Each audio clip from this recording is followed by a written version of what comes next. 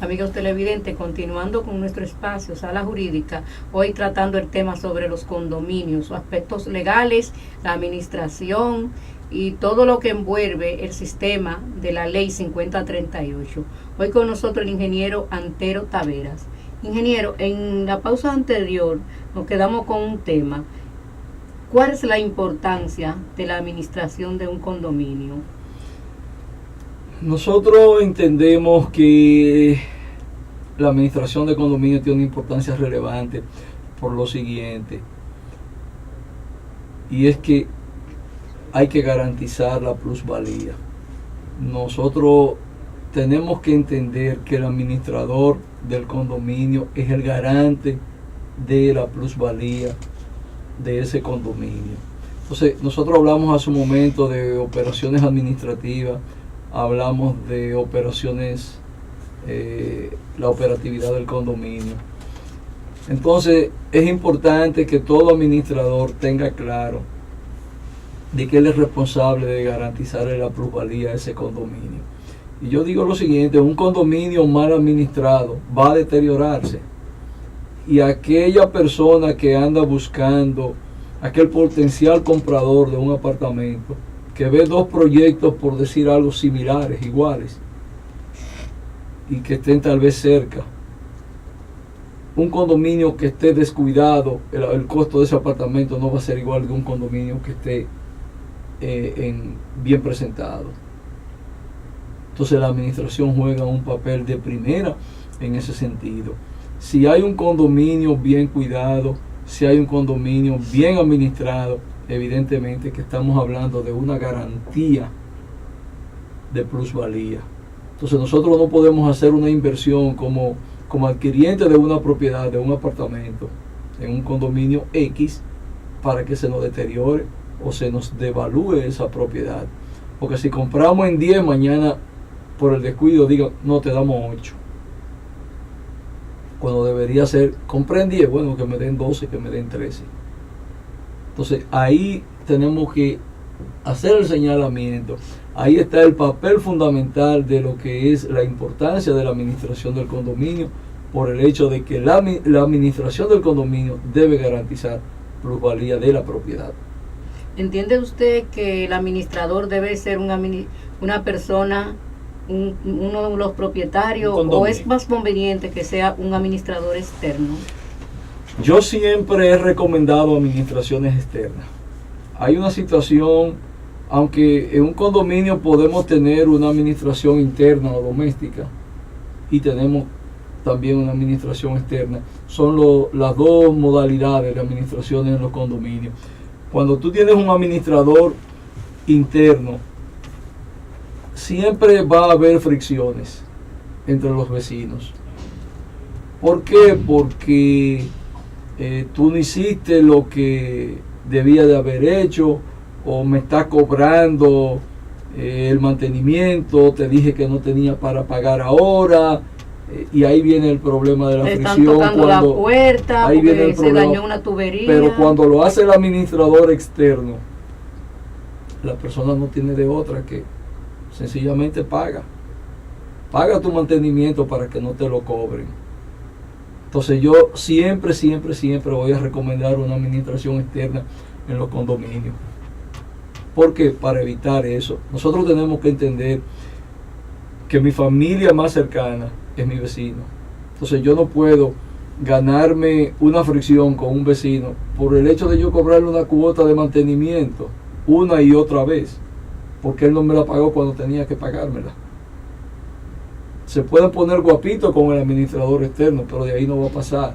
Pero el problema de la fricción interna, ese resentimiento que se crea, esa enemistad que se crea con los administradores internos, es algo indeseado, es algo de mal gusto.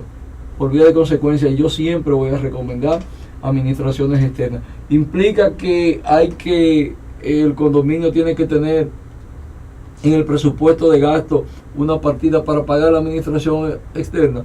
Sí, pero vale la pena. Eso sí. Ingeniero Antero Taveras, ¿qué Zule? Porque siempre que compartimos temas tan importantes como este, el mismo tema lo va trayendo esas inquietudes y nos escriben precisamente saber cuáles son los compromisos que tiene un administrador de condominio frente a los condóminos.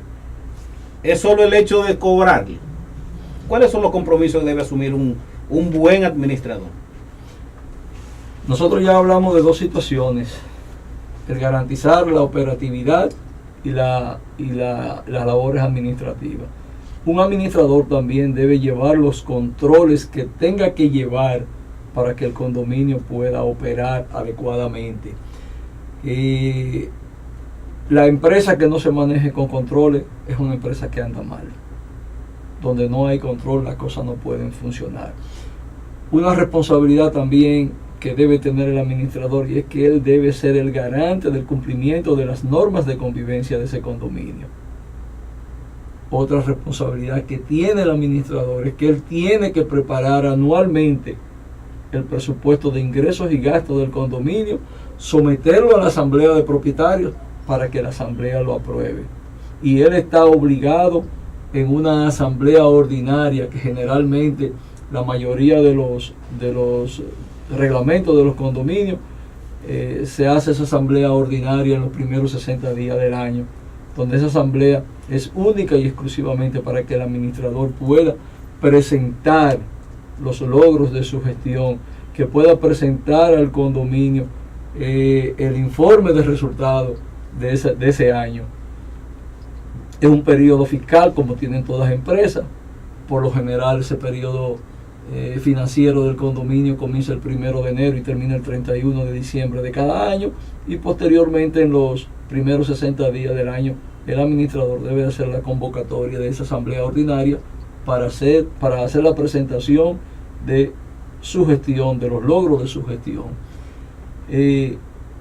Entre esas responsabilidades también está ya la que hemos mencionado.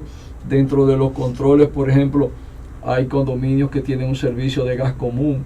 Tenemos que tener inclusive controles hasta del consumo diario de cada tanque, para nosotros poder hacer una estimación de cada qué tiempo nosotros necesitamos proveerle gas propano. Ahora que usted habla de gas, me llama la atención. ¿Y cómo se controla eso? ¿Hay medidores para cada apartamento o cómo se puede controlar? Porque hay personas que salen de su casa en la mañana, no regresan en la noche. Hay apartamentos ahí que viven personas que pasan el día entero cocinando. Entonces, ¿cómo se controla eso? Lo ideal en ese sentido es que cada apartamento tenga un medidor. Eso es lo ideal. ¿Para qué? Para que usted pague justamente lo que usted consume. En otros casos no existe el medidor y hay unas personas que consumen más que otras. Esas que consumen más sencillamente se están beneficiando del que consume menos, porque el que consume menos igual debe de pagar. Entonces, sí, cuando se elabora el presupuesto, eso no es justo. No es justo. Por eso lo justo sería que haya un medidor. Sí. Pero en la mayoría de los condominios, por lo menos de una clase social media, no existen medidores. Entonces, hay gente que tiene inclusive lavadoras y secadoras de gas. Sí, eso es un consumo extra. Hay gente que tiene nevera de gas. Entonces pagarían igual que el que no consume. Y pagaría igual. Si usted va a elaborar, y hay un tema que se presenta también. Si usted tiene un apartamento cerrado, que aunque debe pagar mantenimiento, aunque el apartamento esté cerrado en igualdad de condiciones y hay gas común, lo ideal es que el apartamento que está cerrado y que no vive nadie, cuando usted hizo su presupuesto de ingresos y gastos del condominio del año, está cerrado, ¿cuánto era el monto por concepto de gas por apartamento que se considera en el presupuesto? Bueno, pues que esa partida sencillamente usted no la pague, porque usted no debe pagar si usted no hace un consumo de gas. Pero no se maneja de esa manera. No se maneja de esa manera, desgraciadamente. Los presupuestos que nosotros realizamos para condominio, nosotros lo manejamos de esa manera. Si hay gas con medidor, entonces usted paga su factura de lo que usted consumió. Y si es gas normal, que no tiene un medidor, pues sencillamente, y usted vive en el condominio, pues usted va a pagar su cuota de mantenimiento igual que todo el mundo. Entonces, en ese sentido, no podría darse la oportunidad de hacer una evaluación, por ejemplo, ver la capacidad de consumo que puede tener ese condominio, esa casa, ese apartamento, y poder establecer una proporción, diríamos, porque sería algo más justo saber que tú tienes aparatos que utilizan gas, ¿verdad? Cuando tú solamente tienes una estufita de 4 hornillas que la prende a veces. Mira, es algo un poquito delicado y si se quiere podría ser un poquito complejo, porque para eso entonces tendríamos que estar haciendo mensualmente un arqueo. Porque a lo mejor de repente tú tienes una lavadora normal que funciona con energía eléctrica, pero quizá dentro de un mes, 2 meses compraste una lavadora secadora. Sí. Y nadie se dio cuenta que tú la compraste. Entonces, no, sí, no, los vecinos están pendientes. Sí, pero están pendientes sí, cuando pero no saben si es de gas. Pero no saben si es de gas. Eso lo leen en la caja de afuera. Están pendientes. Porque hay, sí, pero pueden estar pendientes. Yo conozco muchos condominios que tienen lavadora secadora de gas, sí, y que no tienen un servicio medido por un medidor, valga la redundancia, y consumen gas más que cualquiera. Y hay gente que son de tal manera que ellos tienen hasta negocio y hacen bizcocho y hacen, sí, cosas dentro de su casa, sí, para venderlo, y son los que más gas consumen. Entonces eso los que consumen menos están financiando el consumo del gas, sí, que pero tienen. Eso crea un malestar. Sí, crea un malestar, evidentemente, crea mucha queja y muchas situaciones. En el caso de que haya que hacer una instalación para poder individualizar ese consumo, ¿quién debe costear el tema de la postura de esos medidores? ¿Es un asunto del tema del propietario del condominio, del dueño de la estructura, o tiene que ser ya individualmente cada condominio? Si el desarrollador del proyecto no instaló el medidor desde el principio, después que él entregó, cada propietario tiene que costear ese medidor. Y lo lógico es que todos lo hagan.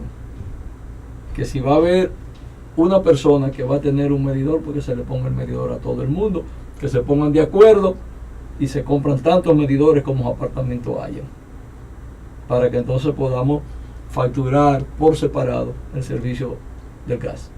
Eso es interesante. Ingeniero, la administración de condominio, conforme o relacionado a lo que es la ley 5038. Mira, la ley 5038, modificada por la 108/2005, es el marco legal por el que debemos manejarnos. Nosotros tenemos que ver algunos artículos específicos que tiene la ley.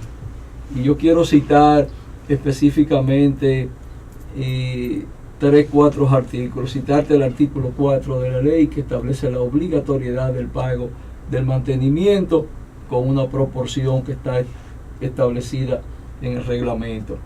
Quiero mencionarte también el artículo 18 de la ley, que establece que el pago del mantenimiento está garantizado por la inscripción de un privilegio a aquel condominio que no paga el mantenimiento. Y en los artículos 33, 34 de la ley nos establecen cómo se debe proceder para hacer la inscripción de ese privilegio.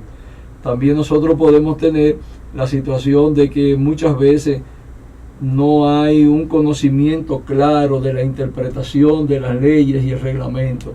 Entonces, cuando eso pasa, cualquier persona puede demandar a la administración en caso de que tenga más conocimiento que el administrador, porque aquí hay mucha gente administrando condominios y lo más mínimo elemento de lo que es una administración de condominios. Entonces, ya en ese caso, esa demanda tiene que ir al Tribunal de Tierra, porque el Tribunal de Tierra es el único órgano rector para el conocimiento de cualquier situación que tenga que ver con el reglamento y la interpretación del mismo. Y hay otro artículo, porque también se suscitan situaciones en los condominios de lucha de intereses, que si hay, que si no hay administrador, que esto está acéfalo. Entonces, en el artículo 13 la ley establece que cualquiera de los propietarios puede dirigirse al juez de paz para que haga la designación entonces de un administrador judicial. a grandes rasgos, manejándote esos temas con respecto al tema del marco legal, son los temas básicos que todo administrador debe de manejar a la hora de tener en su responsabilidad la administración de un condominio. Perfecto. Traer inmediatamente es una obligación, porque hay un marco regulador, una ley que te ampara, que te obliga.